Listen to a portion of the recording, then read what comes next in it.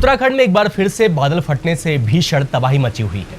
राज्य में उत्तरकाशी के धराली गांव में मंगलवार को बादल फटने से आई भीषण आपदा की वजह से गंगोत्री धाम से सड़क संपर्क पूरी तरह से कट गया है। अब तक 4 लोगों की मौत की पुष्टि हो चुकी है, जबकि 50 से अधिक लोग लापता हैं।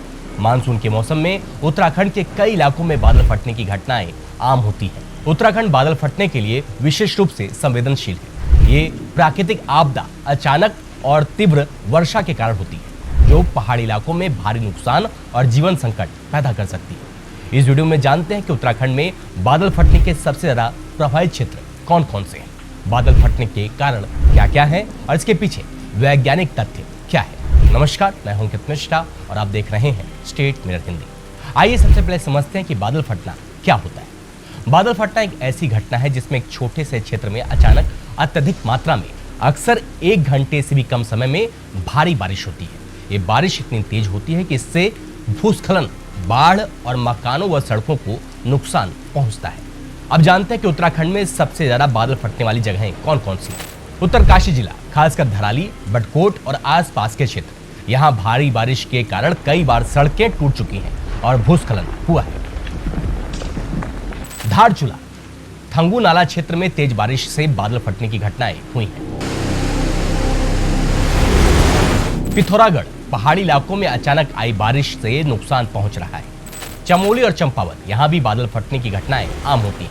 केदारनाथ, धार्मिक स्थल के आसपास भारी बारिश और भूस्खलन के कारण बड़ी तबाही हो चुकी है।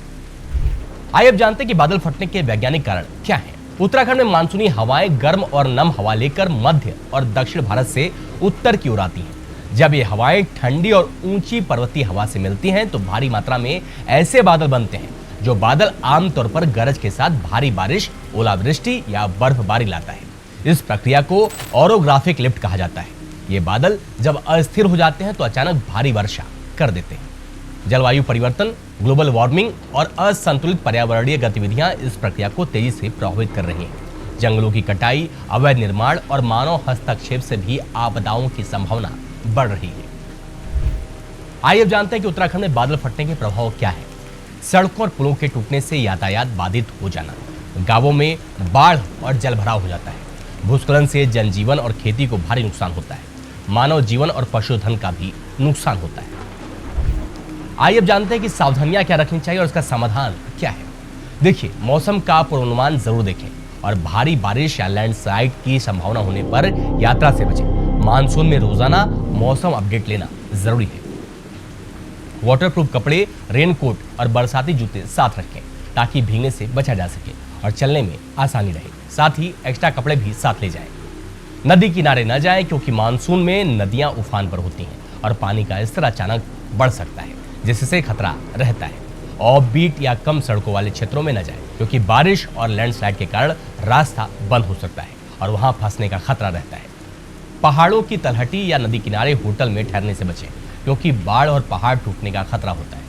फर्स्ट एड किट, मच्छरदानी या स्प्रे और जरूरी दवाएं साथ रखें क्योंकि मानसून में कीड़ों से परेशानी हो सकती है और अचानक चोट या बीमार हो सकते हैं। यात्रा के दौरान हल्का सामान लें ताकि आप ज्यादा भार से बच सकें और कहीं फिसलने या गिरने का खतरा कम हो।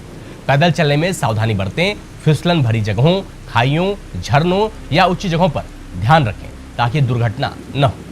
यात्रा के दौरान अपने परिवार या मित्रों से संपर्क में रहें ताकि आपातकालीन स्थिति में मदद मिल सके। प्रकृति और मौसम का सम्मान करें। किसी भी एडवेंचर या जोखिम भरे कार्यों से बचें, खासकर बारिश के वक्त। उत्तराखंड की खूबसूरती और पर्वतीय जीवन शैली के साथ साथ पर्यावरण की सुरक्षा पर ध्यान देना अनिवार्य है। सतत विकास और जलवायु संरक्षण के कदमों से ही बादल फटने जैसी प्राकृतिक आपदाओं के विनाश को कम किया जा सकता है। इस जानकारी के आधार पर आप उत्तराखंड में बादल फटने की घटनाओं को समझ सकते हैं और बचाव एवं सुरक्षा के उपायों को समझने में मदद पा सकते हैं।